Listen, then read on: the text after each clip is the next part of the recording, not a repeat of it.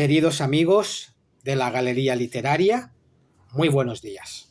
Soy el doctor José Antonio Alonso Navarro y en este breve vídeo me gustaría hablaros de los elementos fundamentales en el marco de la retórica, según era concebida tanto por los griegos como por los romanos en la antigüedad.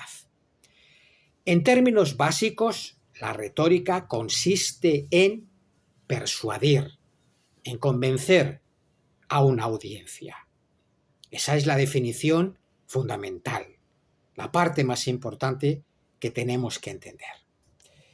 Sin embargo, amigos míos, persuadir y convencer no es algo fácil.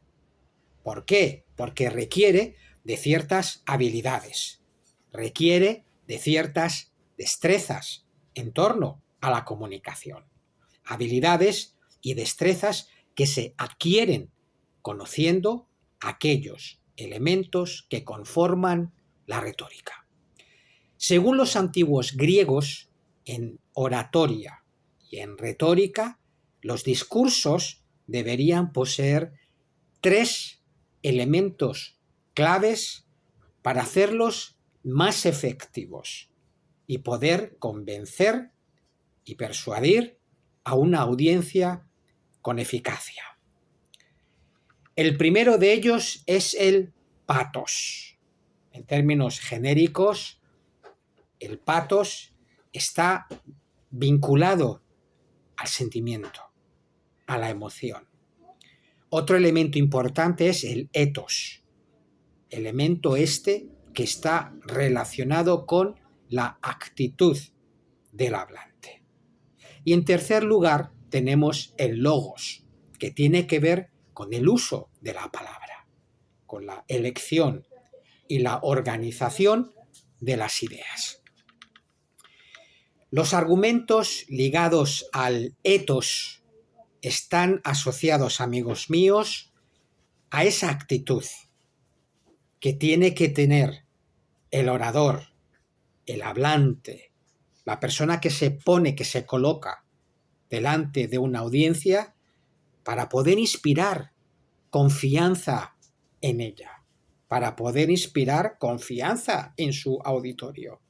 Entonces, la persona que esté delante de esta audiencia, el orador, el que está llevando a cabo un discurso, tiene que mostrarse confiable en todo momento, seguro de sí mismo, ser sensato, ser sincero en las cosas que diga, ser honesto, ser una persona cordial, afable, que tenga también buena predisposición para escuchar las opiniones de los demás.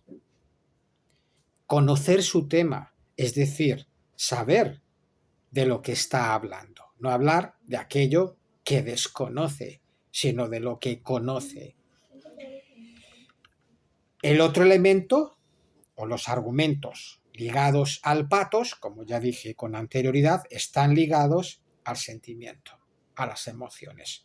Según Aristóteles, estos argumentos ligados al patos están basados fundamentalmente en suscitar ira en algunas ocasiones, o calma, serenidad, paz, amistad, miedo, confianza, vergüenza, indignación, agradecimiento, compasión, a veces envidia. Los seres humanos, amigos míos, somos sujetos, es decir, subjetivos, y no somos objetos, es decir, totalmente objetivos. Por lo que el uso de los sentimientos, de las emociones en un discurso tiene una fuerza impresionante, impacta muchísimo en la audiencia y tiene una gran capacidad, un gran poder para convencer y persuadir. Los sentimientos muchas veces es ese elemento que falta, ese elemento candente, necesario para poder convencer finalmente a una audiencia de algo. Y tenemos los argumentos ligados al logos. Estos argumentos engloban pues, los temas, las palabras que vamos a utilizar, las ideas, el mensaje del discurso en su totalidad. Es obvio que dependiendo de la audiencia que esté frente a nosotros, vamos a elegir, vamos a utilizar unas palabras u otras.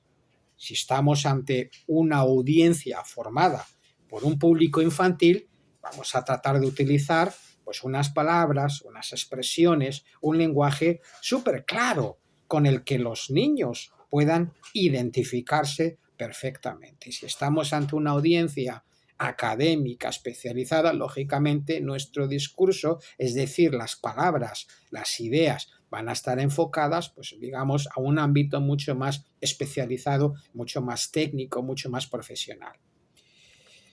Hay dos romanos extraordinarios que contribuyeron muchísimo a la oratoria, a la retórica. Quintiliano fue uno de ellos y Cicerón fue otro. Los griegos inventaron la retórica, los romanos, en mi humilde opinión, la perfeccionaron. Y los romanos incluyeron muchos otros elementos dentro de la retórica que creo que conviene tener en cuenta. Uno de ellos era la inventio, que hace referencia a la selección de los temas más adecuados para una exposición. Tenemos la dispositio, que se asocia con la organización de los elementos. De esto habló mucho Quintiliano en sus libros. Tenemos el exordio. El exordio es un elemento fundamental, sobre todo que sirve de alguna manera para captar, atraer la atención de nuestra audiencia, granjearnos sus simpatías. Los norteamericanos son muy buenos en ese sentido. Antes de empezar su discurso, llegan y bueno, hacen un chiste un poco pues para granjearse ya desde el principio, de buenas a primeras, la simpatía del público, para romper el hielo, para crear un clima de cordialidad y de afabilidad, es decir, para que la audiencia esté más predispuesta a escucharlo, ¿no? Tenemos la propositio, que sirve para explicar con claridad y brevemente de qué se va a tratar el tema. Tenemos la divisio, que pone de relieve o enumera las partes de que va a tratar el discurso. Lógicamente, todo esto está muy relacionado con la organización del texto. Tenemos la narratio, que sirve para hacer referencia a la exposición del propio discurso. Tenemos la argumentatio, que abarca, engloba pues todos esos argumentos que vamos a utilizar en el discurso. Argumentos, lógicamente, que van a conducir a convencer o a persuadir a nuestra audiencia. Y tenemos la elocutio. La elocutio es un elemento muy importante que se subdivide en tres partes: la puritas, la perspicuitas y el ornatus. La puritas tiene que ver con lo correcto desde el punto de vista gramatical. Es decir, lo que trata de hacer la puritas es buscar la pureza del lenguaje, evitando vicios o errores desde el punto de vista gramatical. Sobre todo dos errores claves. Por una parte, el barbarismo, que es cuando pronunciamos o escribimos mal una palabra, o el solecismo, que son los errores más frecuentes en relación con la sintaxis, con las oraciones. La perspicuitas es importante porque tiene que ver con el grado de comprensión o claridad del discurso, que se opone a la obscuritas, que es un discurso turbio, oscuro, que no está claro y que no es comprensible para la audiencia. Tenemos el ornatus. El ornatus es fundamental, es ese elemento que utilizamos en el discurso para embellecerlo, para hacerlo más hermoso desde el punto de vista estético. ¿Y cómo lo hacemos? Incorporando en nuestro discurso diferentes figuras literarias o de pensamiento, de retórica, que tienen que ver con las metáforas, las imágenes visuales, las anáforas, las epanadiplosis, las interrogaciones retóricas o erotemas, etc. Tenemos la memoria, lógicamente, no es como ahora, que muchos políticos leen sus discursos. Por eso los políticos que tenemos en el mundo son tan horribles y tan malos.